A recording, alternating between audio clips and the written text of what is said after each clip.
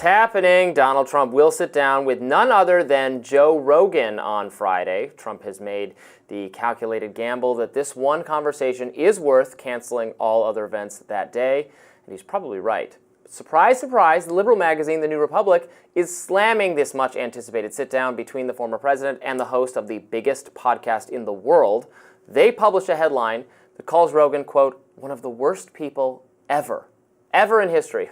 Now, Rogan is laughing this off. He actually posted that article as a badge of honor to his 500 million followers on X.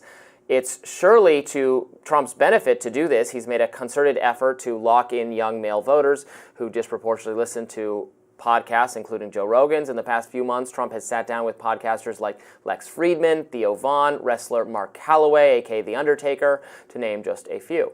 And X is going wild over this forthcoming interview. Jordan Peterson posted, quote, hey Joe, I hear you got Trump. Congrats, grill him good and see what's there.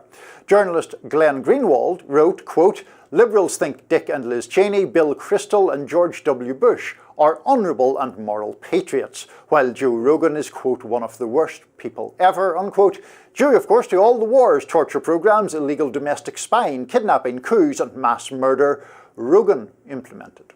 Another user posted, quote, Joe Rogan finally interviewing Trump will give him an amazing boost right before the election. These long-form interviews are where Trump shines.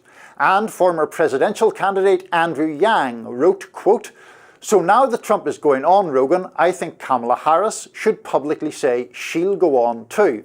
It's the biggest audience one can get. I hope Kamala Harris does go on Joe Rogan. I hope she asked to do so, and that he does this. If he's going to have one on, he should have the other. Yep. I mean, it's his show. He can do whatever he wants. Right. Previously, he said he's not wanted to interview Donald Trump because he didn't want to give the appearance of helping out Trump at all. That's a direct quote from him.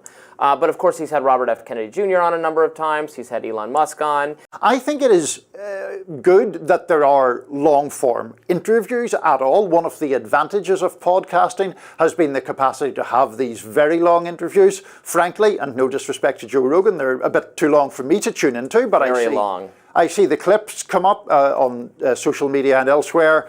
I have never fully understood exactly what the Liberal complaint against Joe Rogan is. I think he may have...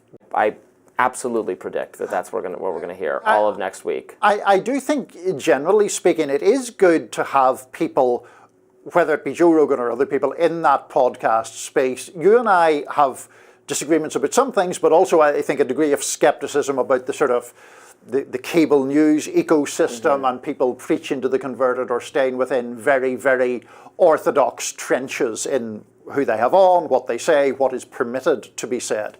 So if people like Joe Rogan give a wider number of people the capacity to be heard, so long as it is not defamatory, of course, I don't really have an objection to that. And I think it is plainly, in Rogan's case, finding a huge audience. But even among podcasters who are less well known than him, there are obviously a lot of people who are getting a big audience from people who are dissatisfied with the existing media choices. I mean, this show, Rising, exploded in the first place because the previous hosts before me, Crystal Ball and Sagar Enjeti, they went on Joe Rogan, and he was a fan of theirs. He was a fan of Rising at the time. Maybe he still catches some episodes of ours now every now and then. Yeah. And the channel grew tremendously just because of that showcase. It really goes to show you there's nothing else like it on the internet or anywhere. The massive audience he has of people, right, who aren't just watching cable news all day or not plugged into who primarily get their political related news from listening to this. I know